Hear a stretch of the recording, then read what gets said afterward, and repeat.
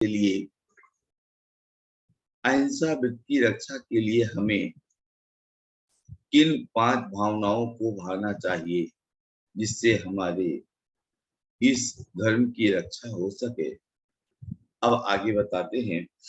सूत्र है, सत्य वृत्त की रक्षा कैसे करें, या सत्य की वृत्त की रक्षा करने के लिए वे कौन सी भावनाएं हैं जिनका हम पालन करेंगे तो हमारे सत्य वृत्त की रक्षा होगी। तो लीजिए सूत्र है, क्रोध लोभ भीरुत्व हास्य क्रोध लोभ भीरुत्व हास्य प्रत्याख्यानान्य नुवीचि भाषणम च पंचे। क्रोध लोभ भीरुत्व हास्य प्रत्याख्यानान्य नुवीचि भाषणम च पंच। फिर से सुनिए, देखिए, पढ़िए। क्रोध लोभ भीरुत्व हास्य प्रत्याख्यानान्य नुवीचि भाषणम च पंच। अब देखो, ध्यान से देखो, प्रत्याख्यान शब्द इनके साथ जुड़ जाएगा। क्रोध प्रत्याख्यान, आगे है लोभ, लोभ प्रत्याख्यान, भीरुत्व प्रत्याख्यान और हास्य प्रत्याख्यान। ये प्रत्याख्यान इन चारों के साथ जुड़ जाएगा। अंतिम में दिया अन्वीची भाषण और अनवीची भाषण। ये 5 चीजें हैं जिनके माध्यम से हमारे सत्यवृत्त की रक्षा हो सकती है। तो क्या यदि बता रहे, क्रोध प्रत्याख्यान, प्रत्याख्यान का तात्पर्य होता है त्याग। अब देखो, ये बात समझो, प्रायः कर असत्य भाषण क्यों होता है? तो आचार्य महाराज ने पाया होगा कि ये 4 मुख्य कारण हैं जिन कारणों से ये व्यक्ति असत्य भाषण करता है या झूठ बोलता है। वो 4 चीजें कौन सी? क्रोध, लोभ, भीरुत्व और हास्य। ये 4 चीजें ऐसी हैं जिनके माध्यम से ये व्यक्ति असत्य भाषण करता है, झूठ बोलता है। तो अगर इनका त्याग कर दिया जाएगा तो सत्यवृत्त की रक्षा अपने आप हो जाएगी। तो पहले होता है क्रोध प्रत्याख्यान। प्रत्याख्यान का अर्थ में पहले बताया, प्रत्याख्यान से तात्पर्य यहाँ पर है त्याग, क्रोध का त्याग। व्यक्ति क्रोध के आवेश में आकर के झूठ बोल देता है बड़ी आसानी से, बहुत आसानी से। कोई उसको सोचना नहीं पड़ता है, बहुत जल्दी गुस्से में है और कोई बात हुई, गुस्से में आया व्यक्ति और फिर कुछ ही बोलेगा, तुमने ऐसा क्यों किया था, तुमने ऐसा क्यों किया, तुम ऐसा क्यों करते हो, तुम ऐसा क्यों बोले हो, आदि आदि। तेज क्रोध का आवेश रहेगा। तो उस क्रोध की रक्षा करने के लिए, क्रोध कसाई की रक्षा करने के लिए वह असत्य भाषण करने लग जाता है। तो आचार्य ने कहा, हे भाई, इस क्रोध के सद्भाव में झूठ बोलता है, तो क्या कर, पहले क्रोध का त्याग कर दे। अब देखो, थोड़ा सा गहराई से चिंतन भी करते चलो इस पर। क्रोध का जब सद्भाव होगा, क्रोध के कारण से व्यक्ति जब क्रोध में रहता है तो उसे स्वपर विवेक खत्म हो जाता है। स्वपर विवेक खत्म होने का तात्पर्य है, क्रोध इतना हावी हो जाता है कि अच्छी चीजें भी उसे बुरी लगने लग जाती हैं, अच्छी चीजें भी उसे अच्छी नहीं लगती हैं, और वह असत्य का सहारा लेने लग जाता है, असत्य बोल देगा। वैसे भी देखना, व्यक्ति क्रोध के आवेश में क्या बोल रहा है, कई बार तो उसे खुद भी पता नहीं चलता। क्रोध जब एक क्रोध का भूत जब उतरेगा, क्रोध में आकर के उसने क्या क्या बोला, उससे कहा जाए तो देखो तुम ऐसा बोल रहे थे, तो बोलेगा है ऐसा कैसे बोला था, ऐसा नहीं बोल सकते हम, ऐसा हमने नहीं बोला होगा। वो खुद भूल जाता है कि मैं क्रोध में क्या क्या बोल गया। पूज्य पुरुषों से भी अशब्द बोल देगा, बड़े लोगों से भी अशब्द बोल देगा और न जाने क्या क्या कर लेगा। तो ये व्यक्ति का क्रोध के आवेश में बहुत कुछ यानी अशब्द भाषण होता है। आप अपने व्यवहार में भी देखना, जब कभी घर में मान लीजिए कोई विवाद हो जाए, परिवार के लोगों से ही हो जाए, पड़ोसी लोगों से हो जाए, रिश्तेदारों से हो जाए, तो व्यक्ति जब गुस्से में आएगा तो क्या होगा, वो कुछ भी बोल देगा और कुछ भी बोल देगा और वो उसमें असत्य भी बोल देगा, झूठ भी बोल देगा। तो अगर तुम्हें सत्य व्रत की रक्षा करना है तो उस क्रोध को छोड़ना पड़ेगा। कई लोग बोलते हैं पंडित जी इतने जल्दी गुस्सा आ जाता है हमें कि हम संभाल नहीं पाते अपने आप को, और घर में बड़े से बड़े टेंशन क्रिएट हो जाते हैं। परंतु एक बात ध्यान रखना, घरों में अशांति के कारण में क्रोध का भी एक बहुत बड़ा कारण है। क्रोध ही सब कुछ है ऐसा नहीं समझना, परंतु घर की अशांति में क्रोध भी एक बहुत बड़ा कारण है। व्यक्ति क्रोध में आया, व्यक्ति घर के लोग भी उससे डरने लग जाते हैं क्रोध के सद्भाव में। घर के लोग भी कहते भैया हम अभी बात मत करो यार, वो गुस्से में है, वो क्या मालूम क्या कह दें, क्या मालूम क्या कर दें। कई बार तो क्रोध के आवेश में व्यक्ति अपने प्राण तक गंवा देता है। क्रोध के आवेश में आत्महत्याएं क्रोध के आवेश में बहुत होती हैं। तलाक होने लग गए, क्रोध का इतना आवेश आ गया, उनने बोल दिया चलो हम साथ में नहीं रह सकते, तुम्हारा रास्ता अलग हमारा रास्ता अलग, है ना। और एक समाज में तो ये स्थिति है, उन्होंने तलाक तलाक तलाक कह दिया तो जीवन भर के लिए हो गया तो काम नाम है। ये हिंदू जैन आदि में ये नहीं है प्रथा, कम से कम नहीं तो गुस्से में आया और ये शब्द बोले और सारा काम खत्म हो गया। कोई कानून की जरूरत नहीं, कोई केस लड़ने की जरूरत नहीं, कोई कारण बतलाने की जरूरत नहीं, इतना कहा और काम खत्म हो गया।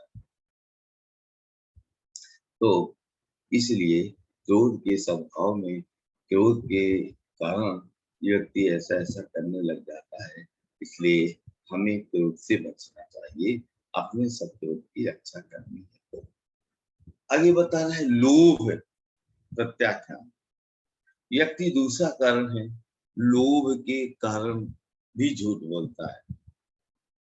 लोभ के कारण तो बहुत ज्यादा बोलते हैं। व्यापारी वर्ग को देखना आप, ये तो हमारा 100 रुपये मीटर कपड़ा है, इसकी खरीदी हमारी 1000 रुपए की है, अब वो कितने की भी हो बेचना है, उस समय वो यही कहेगा इतने की तो खरीदी है भैया। झूठ बोल देता है। भैया आप मत बोलो ऐसा, इतने की खरीदी है, मैंने गलत बोलने के लिए मत बोलो। जो भी नहीं भैया इतने की चीज पड़ेगी है, हमारा इसमें थोड़ा सा प्रॉफिट भी जुड़ा है, हम ये काम कर रहे हैं तो हमें कुछ प्रॉफिट तो चाहिए। अगर प्रॉफिट नहीं मिलेगा तो काम क्यों करेगा आदमी, ऐसा आप उसको कह सकते हैं। मैं बिना झूठ बोले भी अपना काम चल सकता है या दूसरे के लोग में आकर के झूठी गवाही देना, ये तो बहुत ज्यादा होता है, गवर्नमेंट के मैंने केस चल रहे हैं,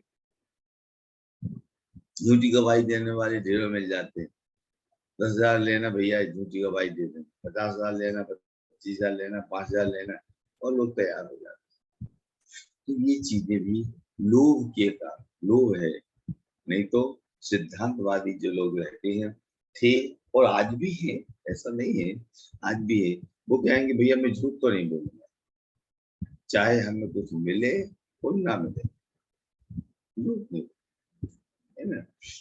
हम लोग पोस्ट ऑफिस वगैरह काम करते हैं, कई बार होता है लोग पैसा ज्यादा दे देते हैं, तो नहीं, ईमानदारी से पैसा आपको भैया इसमें से 100 के बजाय 100 नोट होने चाहिए थे, इसमें 101 है, 102 है। कई बार हम लोग पैसे ले जाते हैं और ले जाने के बाद बंडल बनाते समय हो सकता है एक नोट दो नोट कभी कभी ज्यादा चला जाता है, तो वहां पर जब वो गिनती करते हैं तो बराबर वापस कर देते हैं, नहीं भैया इसमें आपका ये नोट ज्यादा है। तो क्या है ये, लोग का सद्भाव होगा तो रख लेगा आदमी, क्या करना है? नहीं, लोग नहीं, सत्यता है, जो सत्य है वो उसको मानो, अधिक को मत मानो, ऐसी समझदारी में करनी चाहिए। तो क्रोध के बाद लोभ भी एक झूठ बोलने में बहुत कारण है, तो लोभ का भी परित्याग करना। देखो ये ध्यान रखना, लोभ के वशीभूत होकर के झूठ आप बोल भी लोगे, हो सकता है उस समय आप आगे निकल भी जाओगे, हो सकता है कुछ आप लाभ भी प्राप्त कर लोगे धन आदि का, परंतु आगे चल के वो आपको दुखदाई होगा। तो दुखदाई न हो पाए इसके लिए हमें लोभ का भी त्याग करना, सत्य की रक्षा करनी है। क्रोध लोभ भीरुत्व, भीरुत्व का मतलब डर, भय, भय के कारण, भय के कारण भी झूठ बोलता है जी। भय माने डर।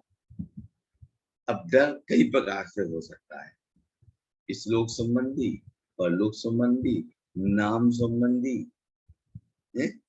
धन आदि अर्जित करने की संबंधी, और ना जाने कितनी कितनी चीजों को यह कर लेता है। कई बार कई लोग डर इस कारण से, तुमने ऐसा नहीं कहा तो मैं तुमको देख लूंगा, तुम ऐसा नहीं करोगे तो मैं तुमको देख लूंगा, कल के दिन आने दो, तुम्हारा काम आएगा, फिर मैं सुधार दूंगा तुमको, तुम्हारे सारे कामों को रोक दूंगा। सत्यवादी जो व्यक्ति होता है वो कहेगा जो होना होगा सो होगा, हमने तो जो देखा है वह बात मैं कहूंगा, चाहे वो जो होना होगा सो हमें बर्दाश्त हो जाएगा, हम बर्दाश्त कर लेंगे। ऐसा इस प्रकार से एक भीरुत्व का डर, भय के कारण से भी झूठ नहीं बोलना। कोई दबाव डाल रहा है तो भी नहीं, मैं तो सच का सहारा, सच बोलूंगा भले जो कुछ हो जाए। ऐसे कई बार कई चीजें वहां पे मैंने, यानी कितने बड़े बड़े राजाओं का युद्ध क्षेत्र में भी है, जो एक सत्यवादी थे, वो सत्यता ही, युद्ध में भी उन्होंने असत्य नहीं बोला, व्यवहारिक जीवन में भी असत्य नहीं बोला। युधिष्ठिर आदि को देखो आप, है, जीवन में उन्होंने एक सत्यव्रत का नियम ले लिया, तो फिर उसको पालन किया जीवन भर। हरिश्चंद्र जी की कहानी एक अपने पुराणों में मिलती है कि सत्यवादी थे, झूठ नहीं बोलना, चाहे उसके पीछे कितनी कठिनाई परेशानी हमें झेलना पड़े, हम झेल लेंगे, और तू झूठ नहीं बोलेंगे। ऐसा, तो ये हो गया सत्यनारायण में भीड़। और आखिरी, इसमें एक आखिरी मतलब आखिरी से फर्स्ट, क्या, क्रोध लोभ भीड़ तो हास्य, मजाक में झूठ बोला जाता, मजाक, मजाक का झूठ तो और ज्यादा घातक। क्यों घातक? क्योंकि उससे कुछ मिलना नहीं है आपको इन सब चीजों में। मान लीजिए जो भय आदि था या लोभ आदि था, उससे कुछ मिल भी रहा था, मजाक में आपने झूठ बोला तो उसमें तो कुछ मिलना जुलना नहीं है, केवल अपयश मिलेगा, पाप मिलेगा, दुख मिलेगा। तो ऐसा भी नहीं करना, हास्य में मजाक उड़ाना है बस। ऐसे कई उदाहरण ढेर मिलते हैं कि वो व्यक्ति झूठ बोल देता था, लोग उसकी रक्षा करने आ गए, भैया बचाओ बचाओ बचाओ शेर आ गया, बचाओ बचाओ बचाओ भालू आ गया।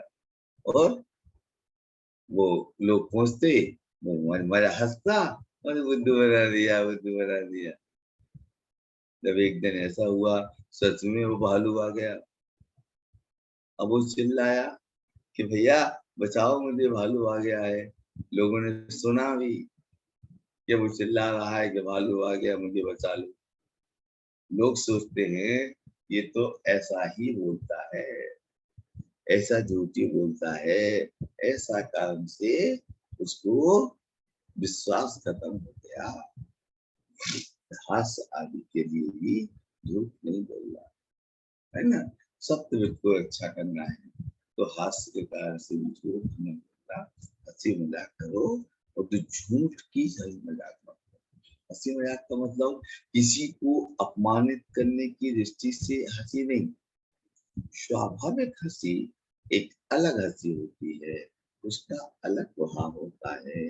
वैसा करना, उसके करने में कोई आपत्ति नहीं है, परंतु अगर आप ऐसा करते हैं हंसी मजाक उड़ाने के लिए, तो वो आपके लिए गलत है, आपके लिए हानिकारक है, आपको ही अहित पहुंचाएगी, आपका ही वो अहित कर देगी।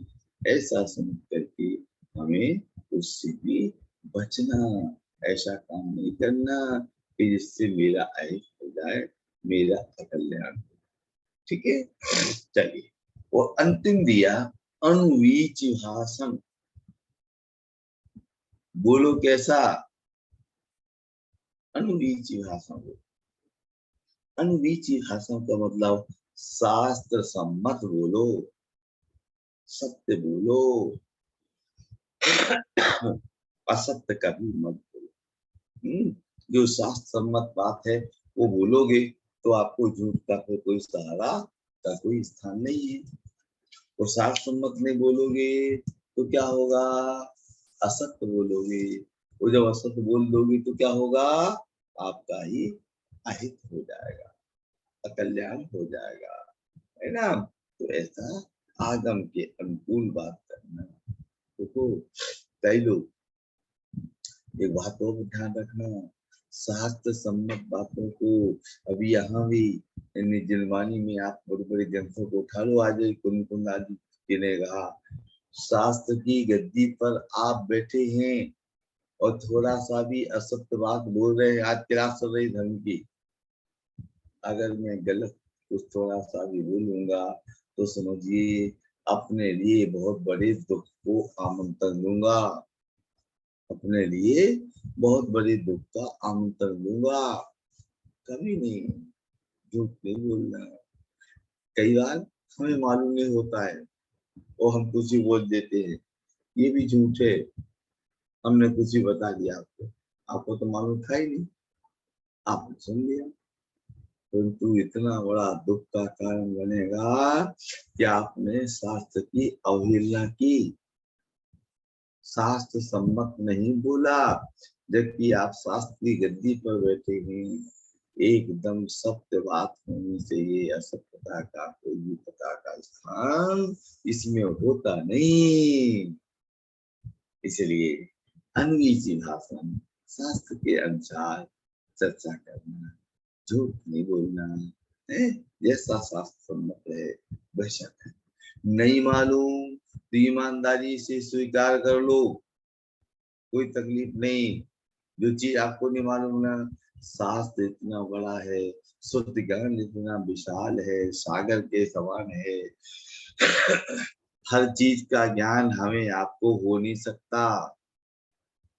बड़े बड़े साधु आचार्य भी होते हैं, उनको भी पूरा ज्ञान नहीं है। तो नहीं मालूम तो बोल दो भैया नहीं मालूम, हम किसी ज्ञानी से पूछ करके बता देंगे या किसी ग्रंथ में पढ़ करके बता देंगे। अभी आज हम उस चीज को नहीं जानते, उसमें कुछ बिगड़ेगा नहीं आपका,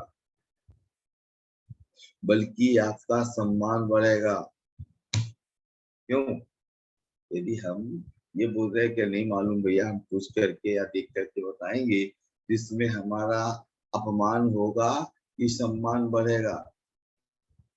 मीना जी, ईमानदारी से बता, यानी सोच करके बतलाना, सम्मान होगा कि अपमान होगा?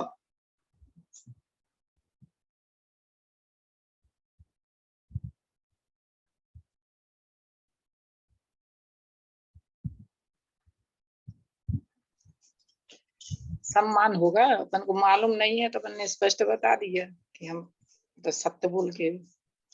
हाँ, उससे हमारा सम्मान ही बढ़ेगा। परंतु हम ये सोच रहे हैं, अरे यार हमने ऐसा कह दिया, लोग ये सोचेंगे कि बता इनको इतना भी नहीं मालूम, तो हमने कुछ भी बता दिया, आपको मालूम तो था नहीं, तो आपने कह दिया ठीक है भैया। तो आपके अंदर वो गलत धारणा जीवन भर के लिए बन जाएगी कि आप जब तक बहुत बड़ा संयोग आप नहीं करोगे किसी का या ग्रंथ नहीं पढ़ोगे, तब तक गलत धारणा आपके मन में बैठी रहेगी। हो सकता है आप उस शब्द का अर्थ अनेकों लोगों को बता दें। आपने कहानी वसु नारद और पर्वत की कहानी सुनी होगी, सबको मालूम है, कहानी नहीं बता रहा हूँ। अजैर्यस्तव्यम, जी। अज का, अजय ने बकरा, वज माने धान होता। पुरानी, पुरानी धान। तो कहती इससे हवन करना, परंतु उसका अर्थ लगा लिया अज, अजन बकरा, बकरे से होम करना। देखो, एक शब्द के कारण से कितने कितने वर्षों तक असंख्यात जीवों की हिंसा का कारण बन गया। वो तो एक बार कह दिया और उसके फल स्वरूप वो तो चला गया, कहीं भी गया, परंतु उस परंपरा के कारण एक नहीं अनेकों जीवों की हिंसा होती है। इसलिए नहीं मालूम तो सीधा बोल देना, कहीं आपका बिगड़ेगा नहीं। वो गलत बता दोगे, और जब उसको सही मालूम पड़ेगा तो आपके प्रति और ज्यादा अश्रद्धा हो जाएगी, और आपने कह दिए भैया नहीं मालूम, देख करके बताएंगे तो आपका अपमान नहीं होगा बल्कि सम्मान बढ़ जाएगा। भैया कुछ भी है, ईमानदारी से बोलते हैं, सच बोलते हैं, अपनी गलती को स्वीकार करते हैं या अपने अज्ञानता को स्वीकार करते हैं, है ना? इस प्रकार से तो अनमीठी भाषा। एक हमारे पंडित जी थे, पन्नालाल जी साहित्याचार्य साहब, मालूम क्या बोलते थे? बोले जिनवानी की गति कांटों का ताज है। समझ आ रहा है कि नहीं आ रहा? जी। बताओ इंदू जी, ये सेंटेंस हमने बोला, इसका क्या मतलब है? जिनवानी की गद्दी कांटों का ताज है।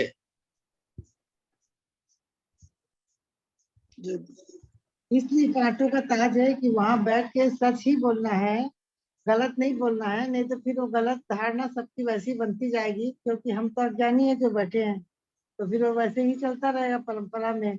इसलिए वो कांटों का ताज है, यदि आपको सच है मालूम तो बोलना है, नहीं तो नहीं बोलना है। वो आपसे 10 प्रकार का प्रश्न करने वाले लोग मिलेंगे, 10 प्रकार की बात करेंगे, है? हम तो अब जैसे प्रवचन आदि के लिए बाहर जाते हैं, जहाँ परिचित है वहां तो कोई बात नहीं, अपरिचित रहते हैं, उन्हें क्या करना, कौन आया कैसा आया, आपने बोलना शुरू किया और वो पूछना शुरू कर देते हैं। आप तो नहीं बताओगे तो फिर बोलेंगे उनको तो कुछ आता नहीं है, बैठ गए हैं बताने। हाँ, ये भी मुश्किल है, ये भी मुश्किल है। क्योंकि आप सही बताओगे या फिर आप बोलोगे कि मुझे नहीं आता, पढ़ के बताऊंगा, तो सब तरफ मुश्किल तो है, फिर भी झूठ नहीं नहीं बोलना मुश्किल चाहिए। नहीं है, नहीं एक तरफ मुश्किल नहीं, नहीं मालूम तो ऐसा बोल देना, भैया मुझे नहीं मालूम, मैं पढ़ करके बताऊंगा या पूछ करके बताऊंगा। थोड़ी देर को वो इतनी सोचेगा क्यों, या इनको इस चीज का भी ज्ञान नहीं है, है? एक चीज का भी ज्ञान नहीं है, कोई बात नहीं है। तो एक अगर मैं उस शब्द को अपने अपनी कमजोरी को छिपाने के लिए कोई भी अर्थ कर देता हूँ और बता देता हूँ तो बहुत बड़े दुख का कारण बनेगा, तो बहुत बड़े दुख का कारण। इसलिए स्पष्ट बोल देना, भैया नहीं मालूम, मैं बताऊंगा। क्यों? जरूरी थोड़े है कि हर चीज को हर व्यक्ति जाने। जरूरी डॉक्टर होते हैं तो क्या होते हैं, क्या हर रोग की इलाज उनके पास होगा ही, या हर रोग का इलाज कर लेंगे, ऐसा कोई जरूरी थोड़ी है। अब मान लीजिए किसी को हार्ट अटैक आ गया और डॉक्टर संतोष जी के पास जाए कि भैया इलाज कर दो, तो वो क्या कहेंगे, भैया इसको तो रायपुर सागर ले जाओ, जबलपुर ले जाओ, इंदौर ले जाओ, ग्वालियर ले जाओ, झांसी ले जाओ, हमारे हाथ का काम नहीं, बस का काम है। किसी को मोतियाबिंद हो गया, हम ऑपरेशन करना है उसके लिए, और वो किसी ऐसे डॉक्टर के पास जो आंख के विषय में कोई विशेष जानकारी रखता नहीं, तो क्या करेगा, बोल दे, ईमानदारी से कह दे तो कैसे भी कुछ कर रहे हो, किए जा रहे हैं, बताए जा रहे हैं, या कैसे भी ऑपरेशन कर रहे हैं, चाहे उसकी बेचारी की नजर ही से खत्म हो जाए, ऐसा नहीं करना है ना। इस प्रकार से होना। अनवीसी भाषा में कह रहा, कांटों का ताज का मतलब यही है कि वो अगर झूठ बोल दिया, गलत बोल दिया, शास्त्र के विरुद्ध बोल दिया, तो आपको नरक और नगोल की यात्रा कराएगा, नरक और नगोल की यात्रा कराएगा। अपमान अलग हो सकता है, भैया पंडित जी तो ये बता रहे थे इसका, कि इसका ये अर्थ है ही नहीं, देखो ये पुस्तक देखो इसमें क्या लिखा हुआ है, वो तो गलत बोल देते यार, कुछ ही बोल देंगे क्या, ऐसा बोल दिया उन्होंने, हम तो वही जाने लग गए, ऐसा बोलेगा आदमी है जब मालूम चलेगा सच्चाई तो। और अगर नहीं मालूम था, हमने कह दिया भैया नहीं मालूम, पता लगा के बता देंगे, तो उसमें उतना कहेगा भैया नहीं मालूम अलग बात है, ईमानदारी से उसने अपनी कमी को स्वीकार कर लिया, बस इतनी। पंडित जी व्यवहारिक जीवन में भी हम लोगों को अपने बच्चों से भी गलत चीज नहीं बोलना चाहिए। इसका उदाहरण मैं आपको एक बताती हूँ कि मुझे नहीं मालूम था राणा प्रताप के बारे में। मैं ऑस्ट्रेलिया में थी तो वो जो बड़ा वाला लड़का है ना हमारे बेटे का, तो वो बोलता था कि जितनी बातें आपको राणा प्रताप के बारे में पता है मेरे को सब बताओ। तो मैंने एक दिन जितना पता था उतना बता दिया। अब उसको फिर क्यूरियोसिटी हुई तो फिर पूछा उसने, तो फिर मैंने कुछ मन से लगा दिया। जैसे पहले मैंने बताया था कि वो खुद तो 300 किलो के थे और 150 किलो का उनके पास सब वो रहते थे, हथियार वगैरह, उनकी तलवार वगैरह। तो फिर उसने कुछ पूछा तो मैंने उस दिन कहा कि उनकी तो तलवार ही 100 किलो की थी ऐसा करके। तो वो बोला, टिंगू ने आके बोला मम्मी जो उस दिन बताई हो ना वही बताओ, क्योंकि उसने अपने कंप्यूटर में भर लिया है और वो उसके दिमाग में भर गया। अब आप गलत बोलोगी ना तो फिर वो कंफ्यूज हो जाएगा, फिर बच्चे की वैसी आदत पड़ जाएगी और सोचेगा कि सब लोग ऐसे ही बात करते हैं, दो दो बात करते हैं। तो मैंने बोला हाँ सही बात है। वो बोला भी उसने जो मैंने पहले बताया था ना उसी चीज को बोला। तो ऐसा नहीं है कि सिर्फ ज्ञानी व्यक्ति ही शास्त्र के बारे में बोलेगा, अपन जनरल चीज भी जो सही है वही बोलना चाहिए। तो उससे रिपीट करेंगे तो भी वही निकलेगा।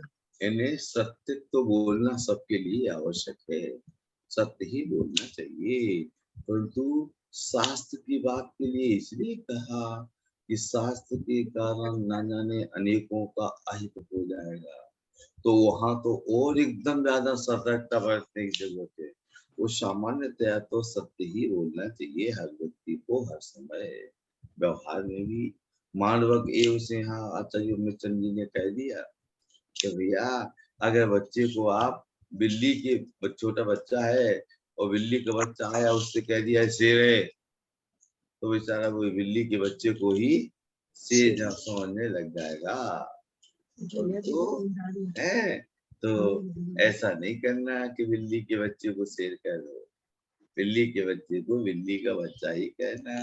शेर के बच्चे को शेर का बच्चा ही कहना, गलत कहोगे तो दुख नरकों में बड़ी यातनाएं सहना तो पड़ेगी। जैन धर्म के एक एक शब्द को हृदयंगम करके उसे उसी रूप में कहना, अन्यथा रूप कह दोगे तो घोर पाप का उपार्जन कर लो। ऐसे करके हम अपने आप को समझें और को अपने आप को स्वीकार करें। चलिए की सूत्र लेते हैं, आगे चल के फिर और ले लेंगे, है ना। चलिए, ओम नमः सिद्धेश्वराय।